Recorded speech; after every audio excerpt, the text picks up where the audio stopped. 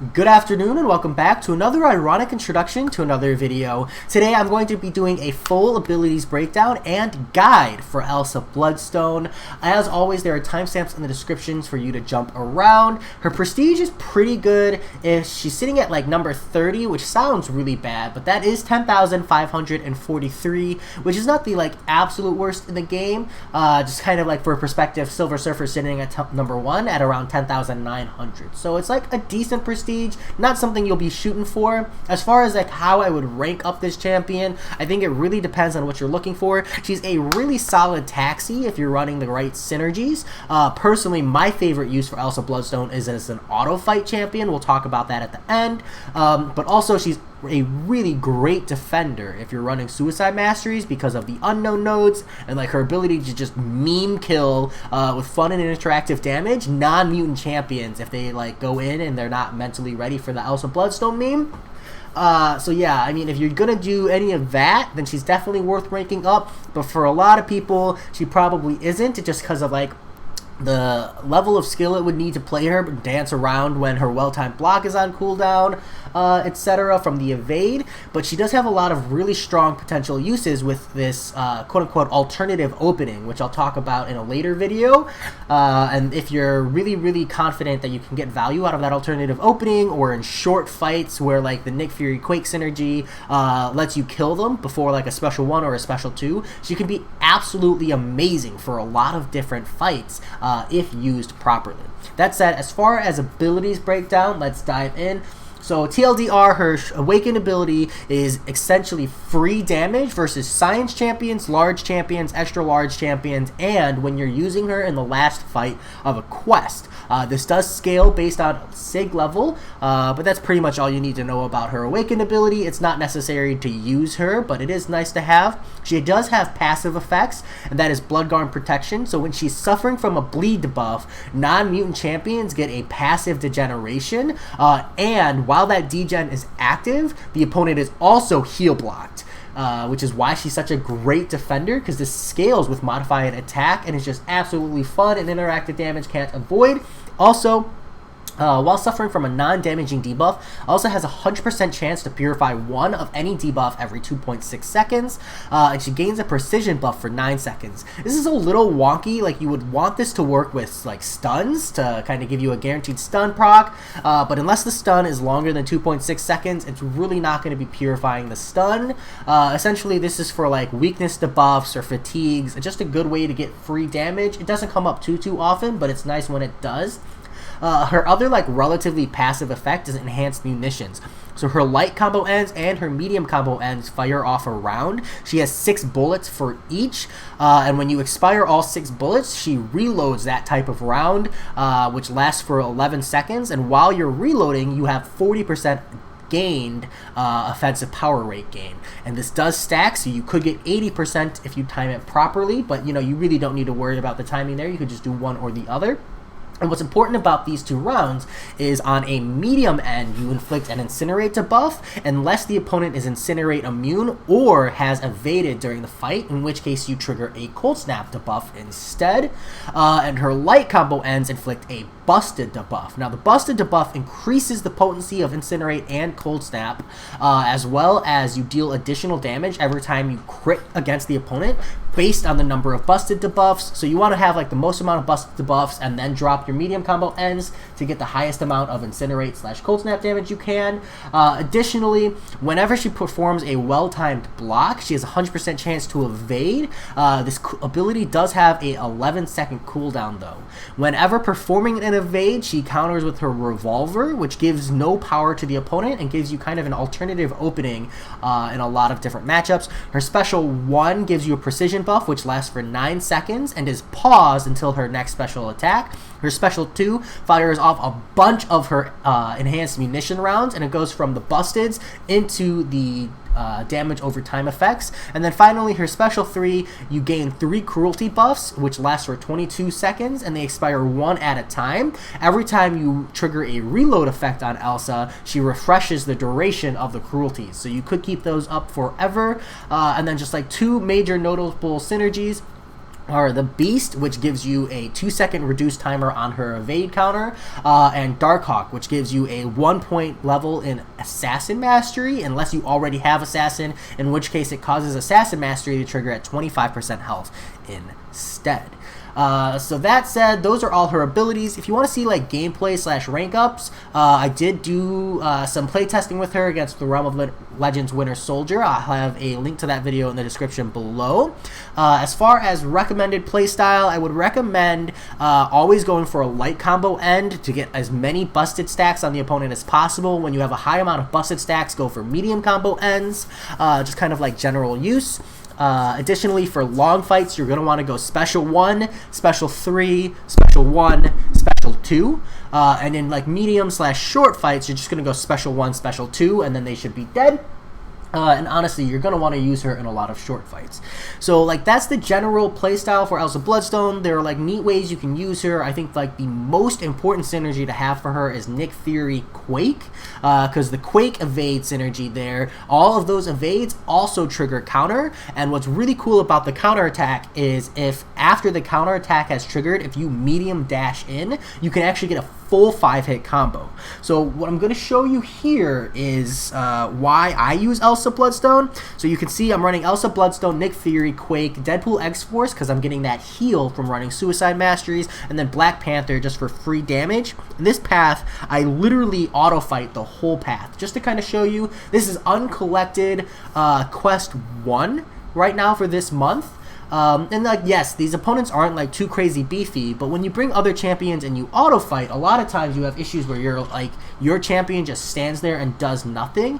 But because Elsa can punish an evade counter, she's like programmed to be highly aggressive after triggering that counter, which means that in a lot of fights, you can just absolutely meme your way through them super, super fast. And like, yes, she has bad matchups, like this Juggernaut, for example, which I will still auto-fight, where because he's unstoppable, her going aggressive isn't really great, so she will consume the evade charges really fast. But this is one of those scenarios where just like the PI difference really makes up the difference, and it's not a big deal. And if you wanted, you could even jump in and just play the fight naturally yourself. But you can see here, the PI difference for the most part, I have no problem. He gets down most of the way, and Elsa eventually will get through him after taking several hits to the face. It's not really a big deal. So, and this is what I was talking about. Like, that's the problem what you have with like typical AI profiles when you're auto fighting. You can't even do this big of a scale difference because your AI is just so incredibly stupid. It's not their fault, you know, it's a programming thing. But Elsa, she's just so hyper aggressive. It's really, really nice. And the damage in short fights is really, really powerful because all of those evades are triggering busteds, which means you're getting more damage. So just like a typical fight, she just blows them up in the first 20 to 30 seconds. And it doesn't matter that you run out of evades because the fight's just over. And you can see here, even on this Guillotine 2090, this regular Guillotine, she just makes short work. So yeah, I'll just, I'll put this down and I'll let you guys see. I'm just gonna take my video off.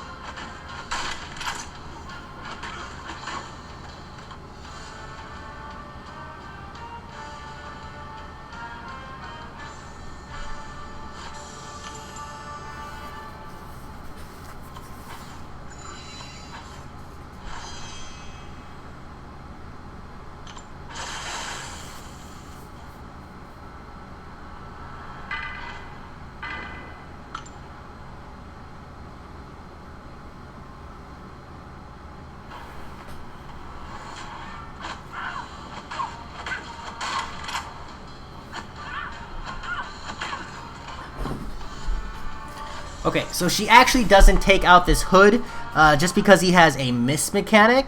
So you actually have to do that fight manually.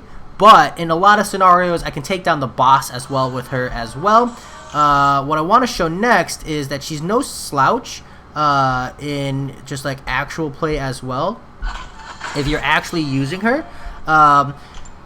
So I jump into a higher difficulty uncollected quest here just to kind of showcase her.